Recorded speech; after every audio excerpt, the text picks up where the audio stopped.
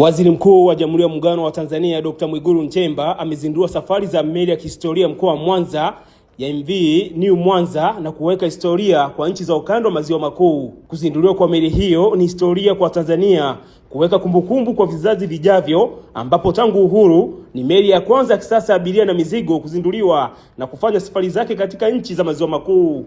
Akizungumza mara baada ya kuzindua meli hiyo, Waziri Mkuu Dr. Mwigulu Nchemba amesema kukamilika na kuanza kwa safari za meli hiyo iliyojengwa kwa gharama zaidi ya shilingi bilioni 120 ni neema kwa Watanzania. Pia nimeingia mle ndani, ni kama tulikuwa tunapanda mlima wa Kilimanjaro.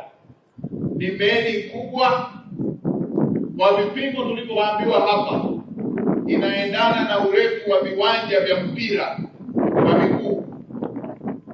Hili ni jambo kubwa sana linaloelezea uwezo wa nchi yetu wa kutekeleza miradi ya maendeleo.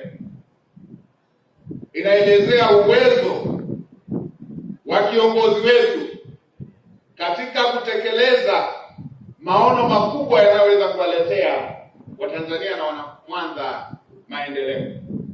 Rais wetu wakati anapokea kijiti alisema ataendeleza miradi yote ambayo iliachwa na mtangulizi wake.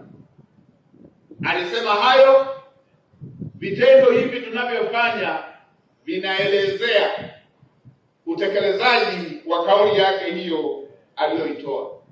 Tumeelezewa na waheshimiwa mawaziri, meli hii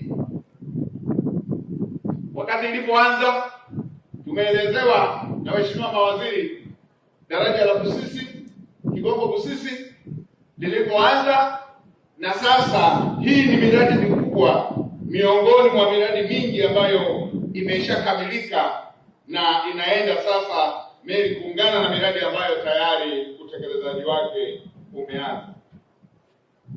Tumpe heko, tumpe maua yake Mheshimiwa Rais kwa kutekeleza miradi hii.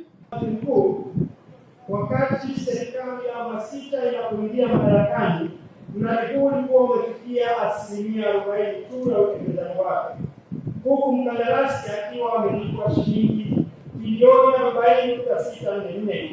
Tunaishukuru serikali ya awamu ya sita chini ya uongozi wa Mheshimiwa Dr. Samia Suluhu Hassan, Rais wa Jamhuri ya Muungano wa Tanzania, ambayo imewezesha mradi huu kukamilika kwa kutoa fedha zote ambazo ni shilingi bilioni 79.98 ambazo zimewezesha mradi huu kukamilika. Kwa ujumla, mradi huu kama nilivyosema umegharimu takriban shilingi bilioni 120. Mheshimiwa Waziri Mkuu,